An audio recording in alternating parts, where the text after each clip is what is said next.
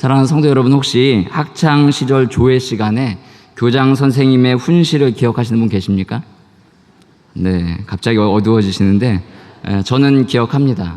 제가 모범생이어서가 아니고 고등학교 시절 이 5월이었는데 5월에 화창한 어느 날 흙먼지 날리고 또 햇살이 따가운 그런 곳에 전교생이 모였습니다.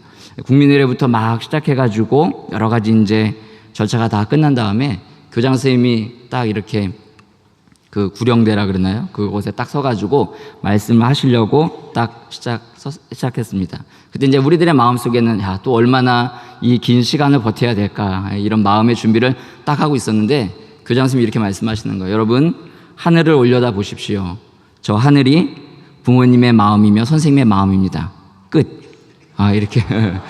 네, 그래서 제가 기억할 수 있었던 거죠. 그래서 학생들이 막 환호하고 좋아했던 것을 기억합니다. 사실 그 선생님이 시인이셨습니다. 그래서 교장 선생님이 그렇게 짧게 끝낼 수 있었던 것이죠. 만약 그때 교장 선생님이 여러분 하늘이 부모님과 선생님의 마음입니다 이렇게 말씀하신 다음에 선생님의 마음이 왜 하늘입니까? 첫째, 둘째, 셋째 이렇게 했다면 우리의 마음속에 오래 남지 않았겠죠. 시에는 짧은 문장이나 단어로도 그 듣는 사람의 마음에 오래도록 남아 그 감동과 감정을 느끼도록 하는 힘이 있다는 것을 사실 저는 그때 처음 알았습니다. 사실 저도 오늘 그러고 싶었습니다. 오늘 날이 너무 좋아서 오늘 본문을 읽은 다음에 여러분 오늘 읽은 본문 말씀이 여러분의 가슴에 느껴지십니까? 네, 아멘이라고 이렇게 하시면 그러면 느껴지신다고 하니 됐습니다. 믿어지신다고 하니 감사합니다. 더 드릴 말씀 없으니 그냥 내려가겠습니다. 이렇게 하려고 그랬고요. 또 혹시 또 아무도 아멘 하지 않으면 사랑하는 성도 여러분 집으로 돌아가서 느껴질 때까지 묵상해 보시기 바랍니다. 이렇게 하려고 그랬죠. 특히 조금만 또 아멘 하면 어떻게 했을까요? 아멘 하신 분이 아멘 하지 않으신 분에게 알려주시기 바랍니다. 뭐 이렇게 해서 마무리하고 가려고 했던 마음이 순간 들었습니다. 오늘 저희가 다룰 본문은 사실은 시입니다. 시라는 것을 다루기는 사실 쉽지 않지요.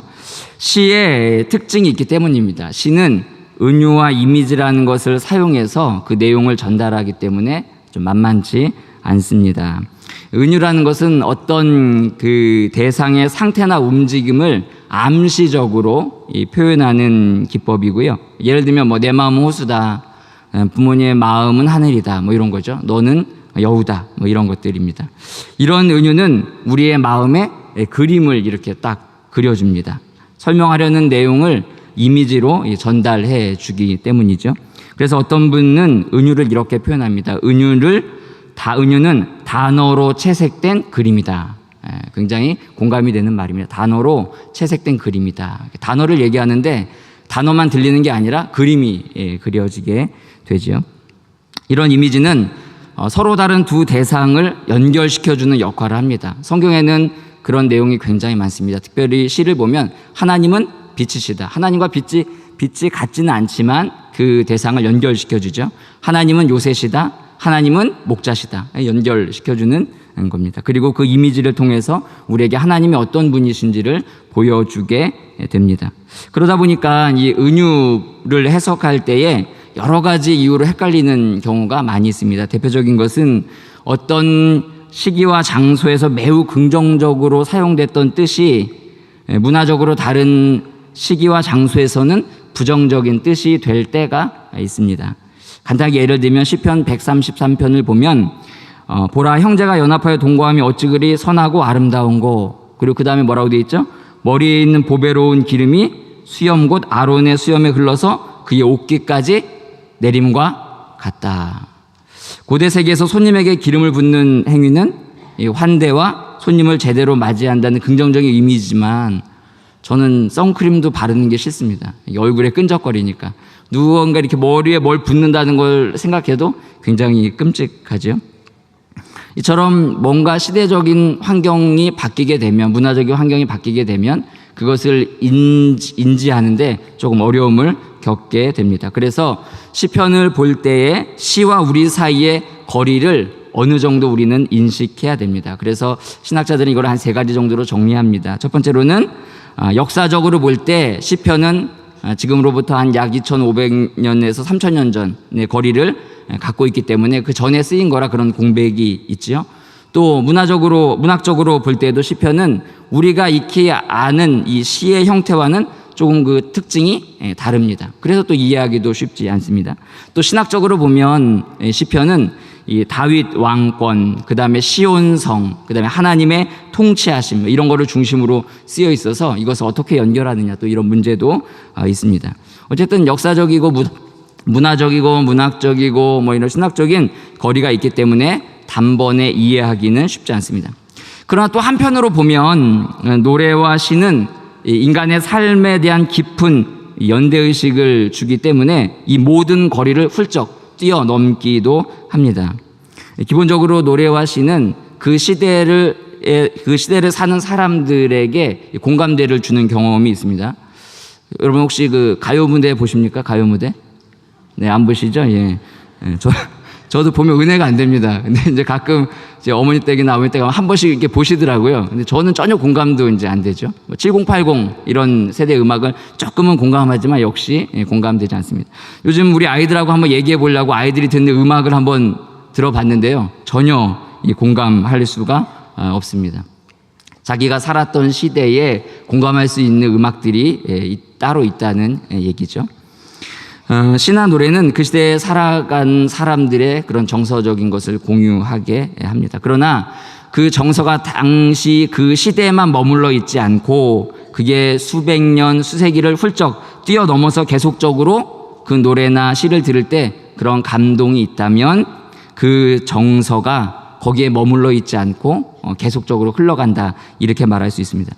한국인이 가장 좋아하는 이 시 100편 중에 늘 5손가락 아니 1, 2위 안에 드는 시가 어떤 시인지 아십니까? 네? 예, 여러분 말씀하신 진달래꽃. 진달래꽃은 항상 1, 2위 안에 드는 시죠. 이 한국인 특유의 정서가 그 안에 담겨 있어서 그렇지 않은가라는 생각을 하게 됩니다. 1925년에 발표된 시를 여전히 우리는 지금도 좋아하고 있습니다. 한국 사람이 느끼는 정서기 때문에 사실은 뭐 영어나 다른 말로 번역한다고 했을 때 그 나라 사람이 얼마나 느낄 수 있을까 이런 문제가 있죠. 하지만 이 시편에는 이런 모든 것을 뛰어넘는 아주 강력한 힘이 있습니다. 그건 무엇입니까? 바로 성령의 감동하심입니다. 성령의 감동을 입은 사람에 의하여 쓰여졌고 또 성령의 감동을 받은 사람들이 있기 때문에 그 모든 거리를 뛰어넘어서 오늘날 우리에게 강력한 힘을 주고 있는 것입니다. 따라서 오늘 시를 통해서 그냥 인간 저자의 목소리가 아닌 성령의 음성을 듣게 되기를 주님의 이름으로 축복합니다. 그래서 따라서 이 시편을 보실 때는 몇 가지 도움이 필요합니다. 그래서 제가 도움이 될 만한 몇 가지 제안을 해드리도록 하겠습니다. 첫 번째로 시에서 제일 중요한 요소는 이 정서와 느낌입니다. 시인이 어떠한 정서와 느낌을 가지고 하나님에 관하여 말하고 있는지에 집중하는 편이 좋습니다. 그래서 시편을 볼 때는 어떤 작구의 구체적인 의미보다는 시인의 감정과 정서에 주목할 필요가 있습니다. 이 은유라는 게 아까 말씀드렸듯이 좀 모호하고 다양한 의미를 주기 때문에 이것이 우리에게 굉장히 폭넓게 적용될 때가 있습니다. 모호하다는 것은 좀 긍정적인 의미로 말하면 우리의 삶에 굉장히 폭넓게 적용할 수 있다는 뜻인데, 예를 들면 다윗의 시는 다윗만 겪은 상황으로 한정되지 않습니다.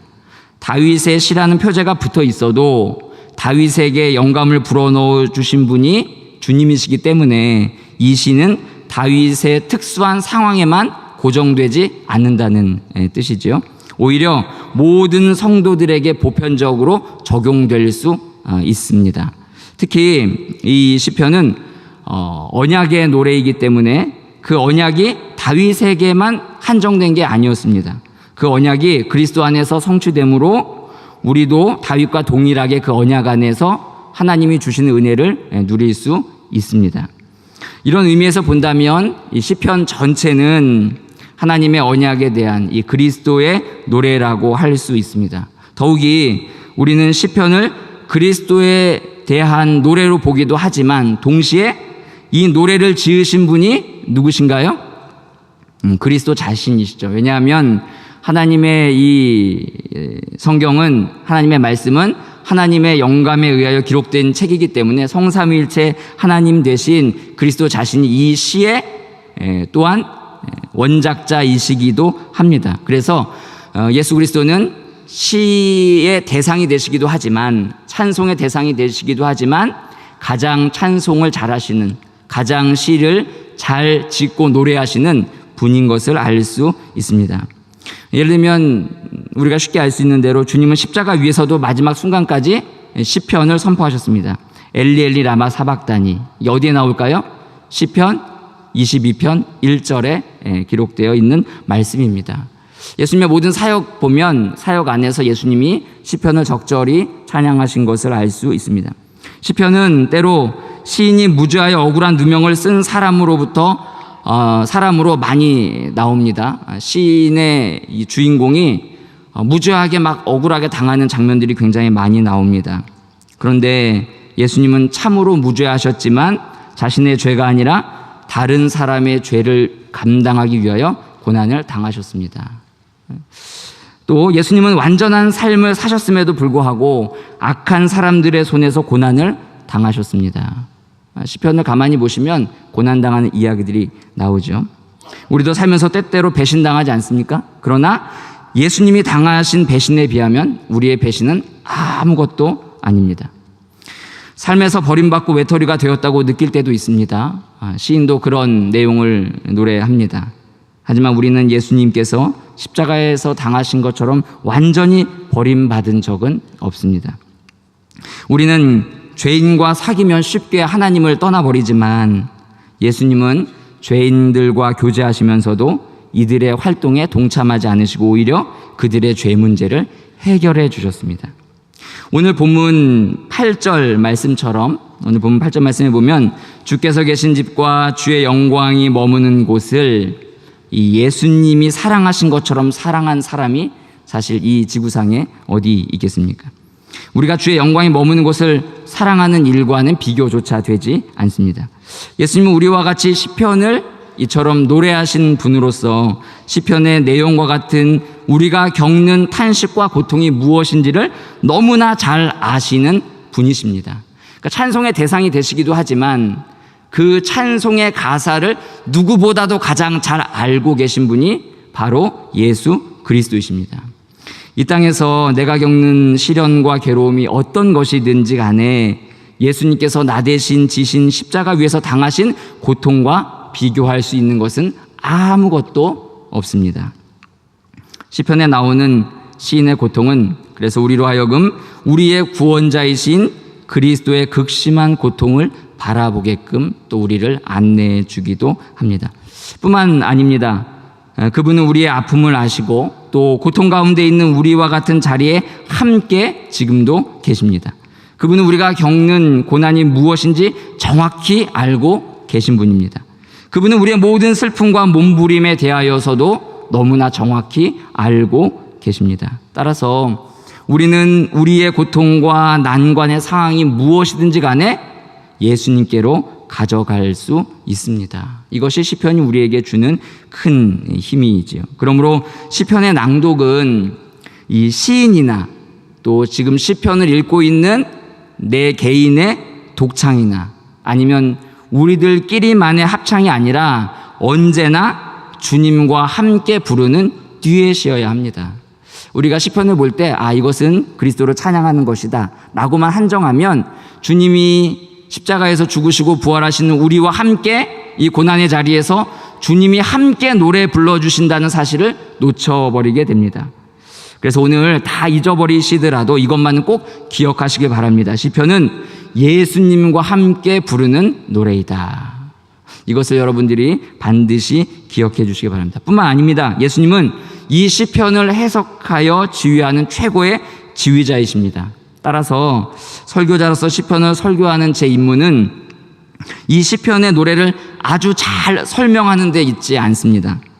오히려 주님의 지휘에 맞춰서 여러분들이 이 시를 여러분의 삶의 노래로 부르도록 하는데 그 목적이 있습니다. 이 점이 제가 시편 설교를 어려워하는 부분입니다. 주님과 함께 실제로 우리가 듀엣으로 노래를 불러야지만 이 진정한 시편의 맛을 느낄 수 있기 때문입니다. 시나 이 노래는 평가하고 평론하고 해설하는 사람들보다 그 노래를 부르는 사람들에게서 사실 그 힘이 느껴지지 않습니까? 아무리 그 곡을 잘 쓰면 뭐합니까? 그 곡에 대하여 아무리 잘 해설하면 뭐랍니까? 그 노래를 정말로 잘 부를 수 있는 사람의 통해서 듣는 힘만 못한 것이죠.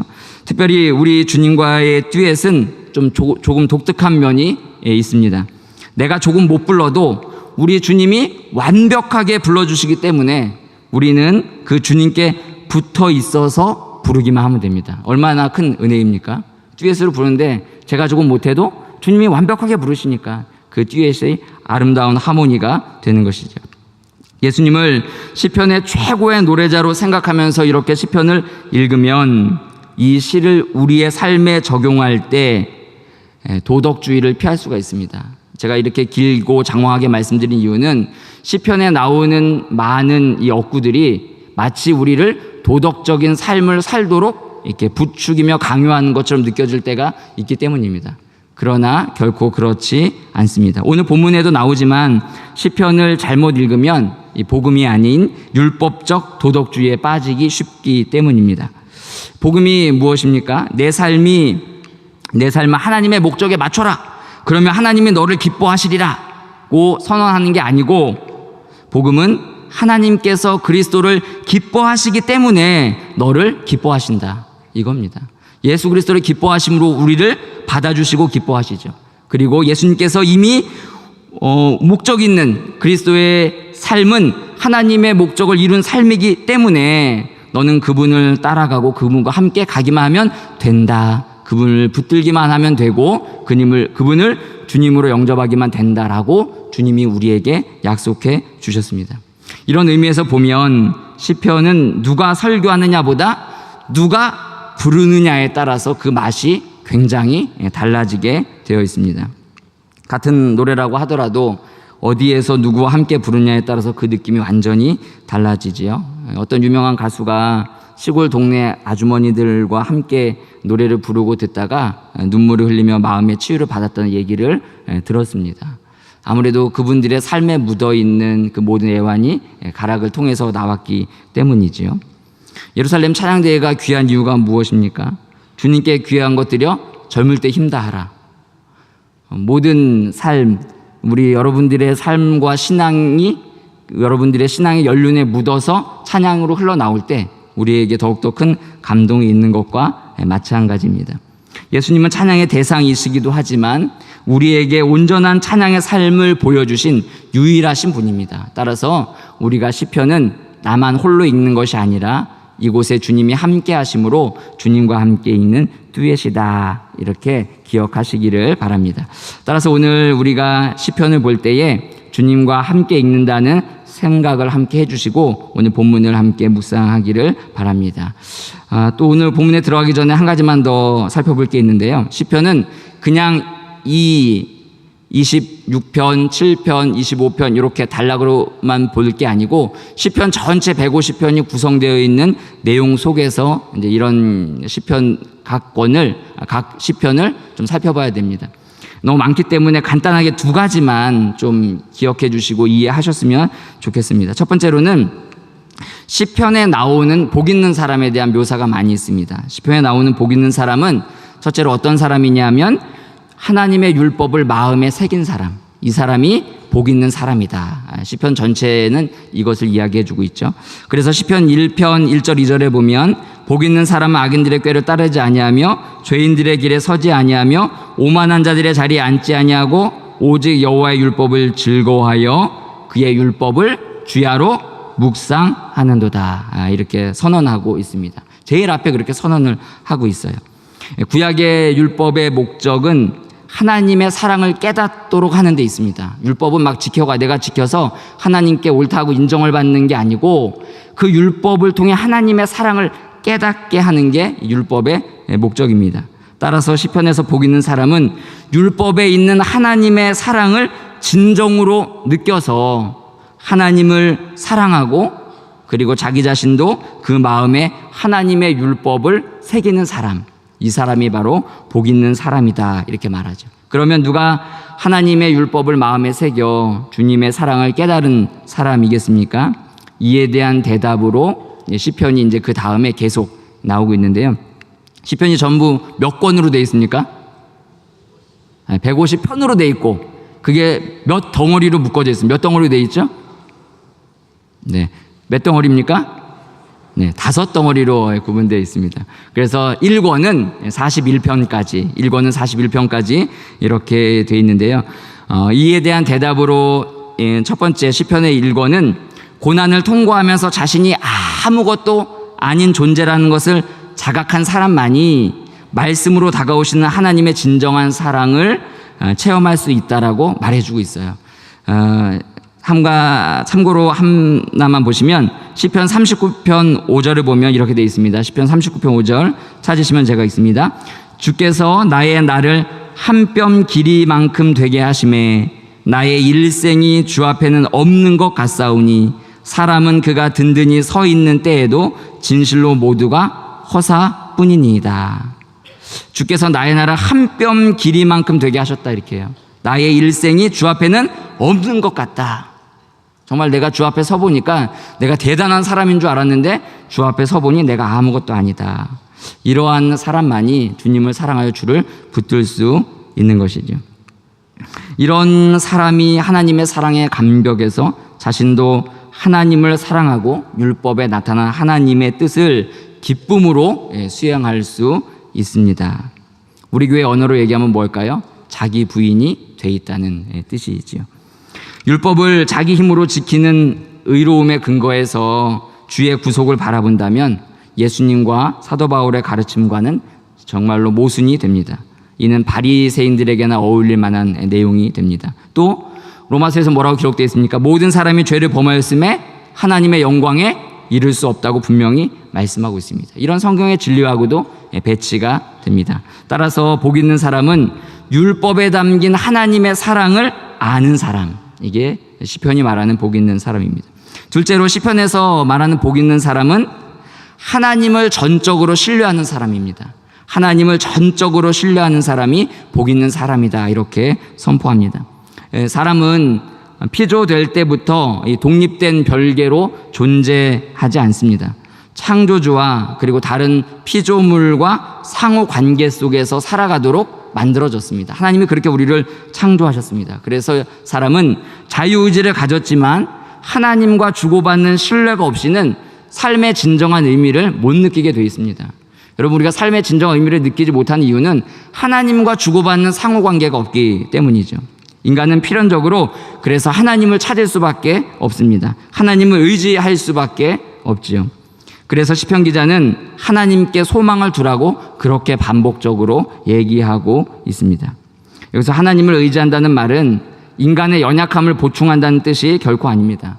창조주 하나님께서 원하시는 인간의 본래 모습대로 살아가는 게 하나님을 의지한다라는 말 속에 담겨 있습니다. 따라서 인간은 하나님을 의지함으로써 비로소 인간의 본연의 삶의 목적을 찾게 됩니다.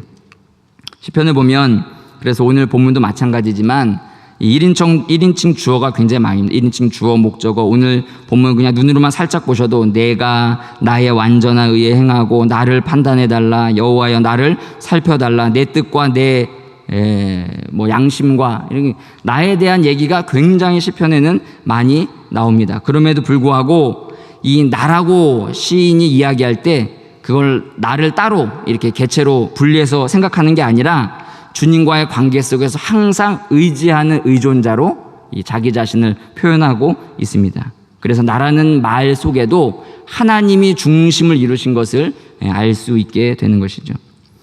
여러분은 여러분들의 삶 속에서 여러분이 나라고 말할 때, 여러분이 그 주어를 나라고 할 때 여러분의 그 나는 혹시 어떤 나입니까? 가끔 성도들의 간증을 들어보면 그 사람의 신앙은 어느 정도 가늠할 수 있는데요. 나 중심으로 말하지만 하나님을 진심으로 드러내는 간증이 있는 반면에요. 하나님이라는 말은 굉장히 많이 하는데 결국 자기의 자랑만 늘어놓는 경우도 있습니다. 그래서 나라는 그 말 속에 정말로 내가 하나님과 깊이 연결되어 있는가? 이것이 시편이 우리에게 던져주는 큰 질문 가운데 하나입니다. 그래서 시편은 말씀드린 것처럼 하나님의 말씀을 마음에 새긴 사람이 복이 있는 사람이라 말하고, 또 하나님을 의지하는 자가 복이 있다고 분명히 우리에게 선포해주고 있습니다. 자, 이러한 내용을 마음에 담으시고 오늘 본문으로 한번 들어가겠습니다. 오늘 1절 말씀에 보면 1절 말씀 우리 함께 읽겠습니다. 시작. 내가 나의 완전함에 행하였사오며 흔들리지 아니하고 여호와를 의지하였사오니 여호와여 나를 판단하소서. 오늘 여기 말씀해 보니까 1절에 나의 완전함에 내가 행했다 이렇게 말하고 있죠. 여기서의 나의 완전함이라고 하는 것은 이 도덕적 우월성의 확신이 아닙니다. 다시 말씀드리면 내가 완전하게 모든 일을 행했으니까 주님 나를, 내 행동을 판단해 달라, 이런 뜻이 결코 아닙니다. 도덕적으로 죄 없는 완벽함이 아니고 더욱이 이런 도덕적인 우월성을 근거로 삼아서 내가 율법을 지키겠다는 뜻도 아닙니다. 본문의 내용에서 시인의 완전함은 우리 1절 중간에도 나오지만 오직 완전하신 여호와를 전적으로 의지하는 완전함입니다. 내가 완전하게 주를 의지했다, 이런 뜻이죠. 더욱이 3절 한번 보십시오. 3절에 보면 주의 인자하심이 내 눈앞에 있다. 주의 진리, 여기서 진리는 주님의 계속적인 은혜, 주님이 계속적이 주시는 은혜, 끊이지 않는 은혜를 뜻하는데요. 주의 진리 안에서 이 시인이 걸어가고 있다고 고백하고 있습니다. 주의 인자하심과 주의 진리가 자신의 무죄함을 판단하는 시금석이 된다는 주장입니다. 뿐만 아니라 이 완전함으로 번역된 단어는요, 오늘 읽지 않았지만 시편 25편 21절 앞에 보시면 성실로 번역된 이 단어와 동일한 낱말입니다. 이 단어는 한 덩어리의 온전함을 뜻합니다. 한 덩어리의 온전함. 성실이라는 게 처음부터 끝까지 한 덩어리의 온전함을 이렇게 드러내면서 표현하는데, 이 근원적인 일관성, 이런 것을 성실, 완전함이라고 말하는 거죠. 그래서 이 일관성은 오늘 본문에서는 1절에 보는 것처럼 흔들리지 않는 신앙, 주님을 의지했다. 또 3절에서는 주의 인자하심과 신실하심에 근거하여 내가 주님을 의지하는 삶을 살아간다, 이런 뜻을 담고 있습니다. 그래서 이 본문에 나오는 1절에 나의 완전함은 도덕적인 행위가 완전하다라는 의미가 아니고요, 겉과 속이 한결같이 여호와를 의지하는 방향으로 나아가는 모습을 표현해주고 있습니다. 완전함은 행위의 문제가 아니라 방향성의 문제란 뜻이죠. 내가 주님을 붙들고 살아가고 있습니다. 나의 삶의 방향이 주님께 고정되어 있습니다. 이런 뜻으로 나의 완전함이라 말하고 있습니다. 사랑하는 성도 여러분, 여러분의 삶의 방향은 어디를 향하고 있습니까? 여러분은 주님을 의지하고 주님만을 붙들고 계십니까? 주무시는 건 아니시죠? 네. 우리가 주님을 붙드는 삶을 살아갈 때에 우리의 삶이 완전해진다, 주님은 우리에게 말씀하십니다. 여러분의 삶의 완전함의 시금석은 어디에 있냐면, 그래서 우리가 주님께 어떻게 매달려 있느냐에 달려 있습니다. 2절에 단련하다라는 단어도 역시 마찬가지입니다. 이 단어도 금속을 정제하고 재련할 때 정제하는 그런 뜻이 담겨져 있습니다. 주님께 붙어 있으려면 우리 안에 있는 모든 불순물을 제거해야 하는 것이죠. 주님만을 의지하는 일에 방해되는 모든 불순물들을 모두 제거해 버려야 합니다. 오늘 본문에서는 그 대표적인 불순물을 4절과 5절에 보면 나오는 이 악한 악인들로 표현하고 있습니다. 4절과 5절을 보시면 내가 같이 앉지 않는다라는 말로 4절과 5절이 시작하고 끝이 납니다. 그리고 그 사이에 허망한 자, 간사한 사람, 행악한 자, 악한 자가 등장하게 되죠.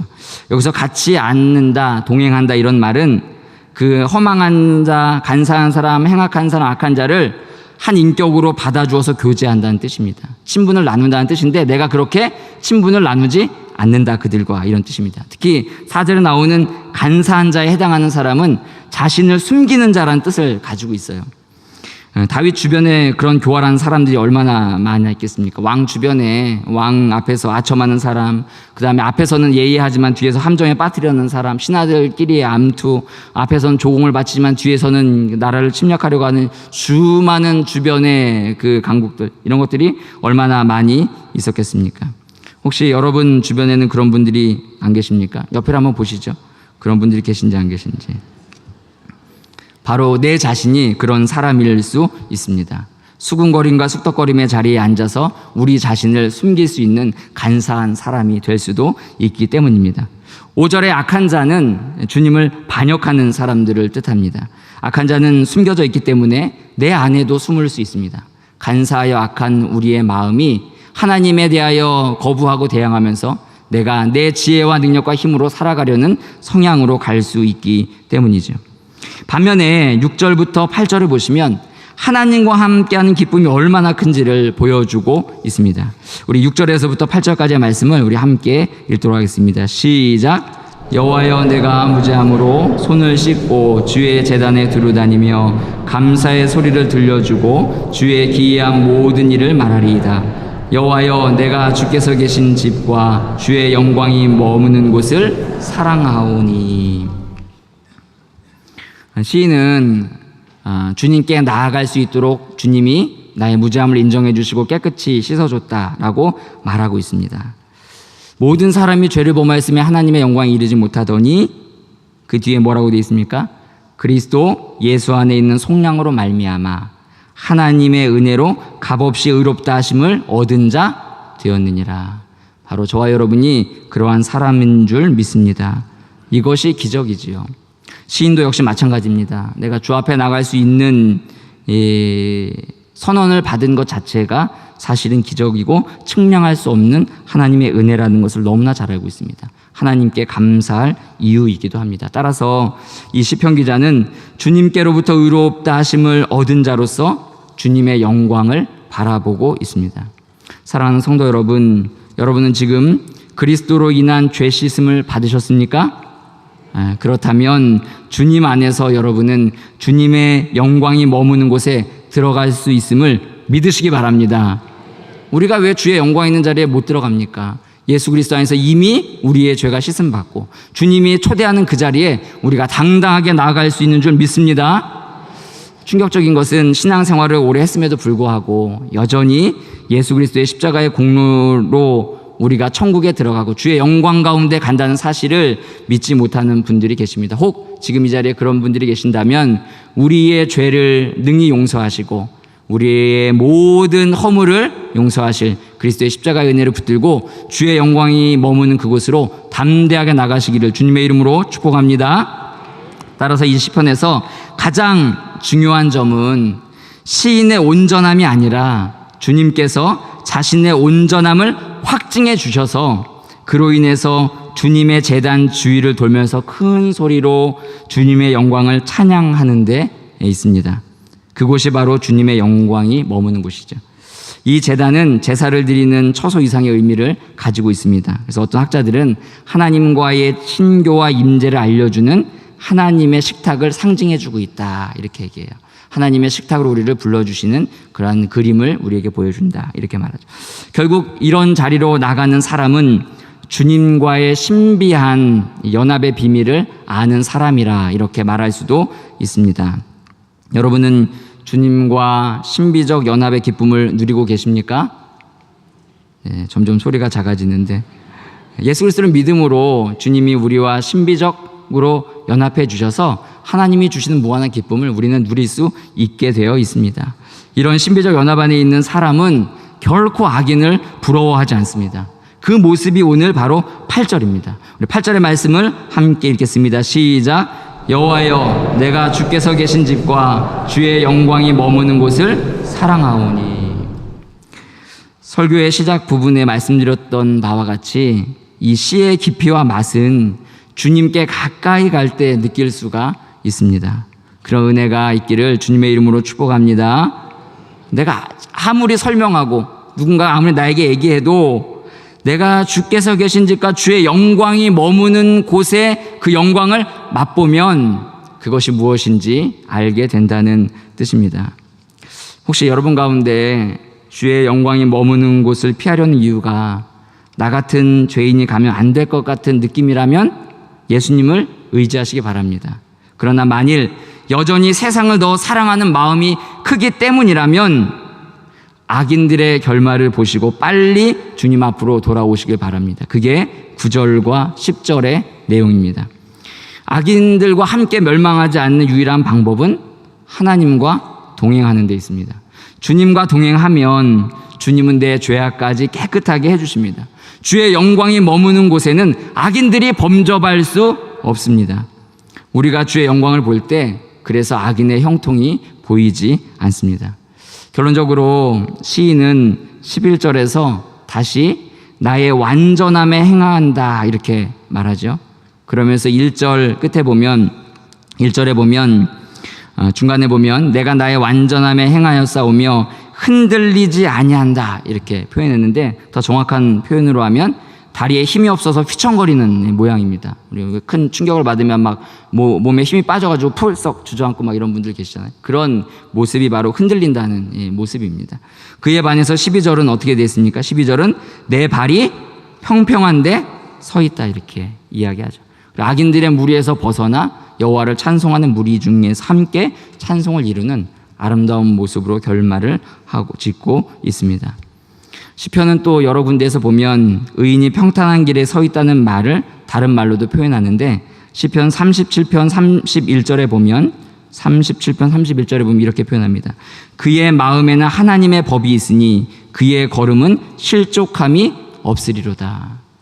복 있는 사람은 하나님을 의지하는 사람이고 하나님을 의지하는 사람은 그 마음에 하나님의 법이 있고 하나님의 법이 있는 사람은 그 걸음에 실족함이 없다. 주의 은혜 가운데 든든히 서 있다는 것을 그림으로 우리에게 보여주고 있습니다. 말씀을 맺겠습니다. 시는 우리의 마음 깊은 곳에서부터 우러나오는 시입니다. 그래서 삶을 변화시키는 아주 역동적인 힘을 가지고 있고 우리를 움직이는 힘이 있습니다. 그래서 시편을 깊이 묵상하면 우리의 삶을 주님께로 옮겨가는 아주 큰 역동적인 힘을 성령께서 우리에게 주시기도 합니다. 우리는 때로 가장 내면의 깊은 감정들을 표현해주는 노래들을 부르고 찾기도 합니다. 또 그런 노래들이 때때로 우리가 만나는 어두운 상황 속에서 우리에게 또 다른 탈출구를 제시할 때가 있죠. 제가 이렇게 굉장히 모범생처럼 보이시죠? 감사합니다. 네. 근데 중학생 때 너무 힘들 때가 있었어요. 그런데 그때 그 라디오에서 막 종이 비행기라는 그 노래가 흘러나왔는데 그 노래를 듣고 아주 멀리 집을 나가버렸습니다. 물론 이제 안전하게 여행을 떠난 거죠. 예, 그런 마음이 있었어요. 뭔가 답답할 때 내 마음의 깊은 곳을 탁 터치해주는 노래가 들릴 때 아, 이렇게 사람을 움직이는 것이구나라는 걸 그때 처음 느끼게 되었던 것이죠. 우리가 시편을 통해서 소망을 갖는 이유는요, 이 시편에 고난의 길을 걸어가신 그리스도의 영광이 아주 찬란하게 빛나고 있기 때문입니다. 그 안에서 그 빛을 발견할 때 우리의 삶에 우리를 가두는 현실의 문제로부터 우리가 벗어나 주님을 붙들고 믿음으로 승리하게 되는 줄 믿습니다. 주님도 육신에 계실 때 고난을 당하셨습니다. 하나님과 사람들로부터 뼛속까지 단절과 멸시를 당하셨습니다. 성도가 소망을 갖는 것은 단순히 그리스도께서 고난을 받으시고 십자가를 지셨기 때문만은 아닙니다. 그분께서 고난을 받으시고 십자가를 지시고 죽으신 후 부활하셔서 영광 가운데 우리와 함께 오셔서 우리와 함께 듀엣으로 이 노래를 불러주시기 때문입니다. 사랑하는 성도 여러분, 오늘 시편은 우리에게 당신의 완전함이 무엇이냐고 묻고 있습니다. 그리스도가 이루신 십자가의 완전함이 여러분에게 있습니까? 여러분에게 있습니까? 그렇다면 그 능력을 붙드시고 주 앞으로 나가시기를 주님의 이름으로 축복합니다. 그 주님을 붙들고 계시다면 하나님의 영광이 머무는 곳에서 참으로 하나님이 주시는 힘을 느끼시길 바랍니다. 또 힘차게 주님의 영광이 머무는 곳으로 들어가시길 바랍니다. 삶의 목표를 주님께 온전히 고정하여 흐트러진 생각과 마음을 바로 잡기를 축복합니다. 그러기 위해서 우리 안에 있는 불순물들을 제거하십시오. 오늘 기도의 시간이 사실 그런 시간입니다. 우리 안에 있었던 주를 향하도록 하는 그 길에서 우리를 방해하는 모든 불순물들을 제거하는 시간, 오늘 그 밤이 되기를 주님의 이름으로 축복합니다. 여러분은 주님의 영광이 머무는 곳을 얼마나 사모하고 계십니까? 오늘 5월 마지막 날입니다. 지난 한 달을 한번 돌아보십시오. 내가 드린 기도의 요청이 얼마나 주의 영광을 사모하는 기도였는지 돌아보시기를 바랍니다. 그리고 내 삶을 점검해 보시기를 바랍니다. 세상은 하나님의 영광을 미워합니다. 이런 세상을 보며 우리는 하나님의 마음으로 탄식할 줄 알아야 합니다. 주의 영광이 머무는 곳에 내 마음이 묶여 있어야 합니다. 그곳을 사랑한다면 주님께 붙어 있어야 합니다. 그리고 주님을 단단히 붙들어야 합니다. 그리고 단단히 붙들기 위해 주의 말씀을 우리의 마음에 새겨서 언약 가운데 든든히 서 있기를 주님의 이름으로 축복합니다. 언약 안에 서 있는 견고한 미래 세대 안에 주님의 영광이 머물러 있습니다. 그러면 끝으로 주님의 영광이 머무는 곳이 어디입니까? 하나님의 임재가 가득한 우리의 삶의 현장입니다. 오늘 말씀은 주의 영광이 머무는 곳을 우리 눈에 보이는 성전으로 한정시키고 있지 않습니다. 아까 말씀드린 것처럼 시와 노래는 가장 고통스러운 순간에도 우리를 자유롭게 한다고 했는데 대표적인 예가 우리 성경에 기록되어 있습니까? 누굴까요? 바울과 실라의 찬양입니다. 담임 목사님도 천국에 가서 뭐 물어보고 싶은 게 많으시다는데 저도 한번 묻고 싶더라고요. 어떤 찬송을 불렀는지, 바울과 실라가 감옥에서 불렀던 찬송의 곡목은 무엇인지, 어떤 시편을 불렀는지. 사도행전 16장 22절부터 25절에 보면 이렇게 기록되어 있습니다. 무리가 일제히 일어나 고발하니 상관들이 옷을 찢어 벗기고 매로 치라 하여 많이 친 후에 옥에 가두고 간수에게 명하여 든든히 지키라 하니 그가 이러한 명령을 받아 그들을 깊은 옥에 가두고 그 발을 착고에 든든히 채웠더니 한밤중에 바울과 실라가 기도하고 하나님을 찬송하며 죄수들이 듣더라. 우리의 현실에 갇혀서, 우리의 삶의 어려운 문제에 갇혀서 주님의 영광이 머무는 곳에 이르지 못한다고 생각된다면 우리가 살아가는 그 삶의 현장에 주님의 영광이 임재하고 있다는 사실을 기억하시길 바랍니다. 오늘 시편의 말씀을 묵상하실 때 여러분의 삶에 주의 영광이 머무는, 영광이 임하는 놀라운 은혜가 있기를 주님의 이름으로 축복합니다. 그 어떤 현실도 우리에게 임한 주님의 영광을 가둘 수 없습니다. 이 믿음으로 한 주간, 아니 또 남은 우리의 모든 삶을 살아가는 저와 여러분 되시길 주님의 이름으로 축복합니다.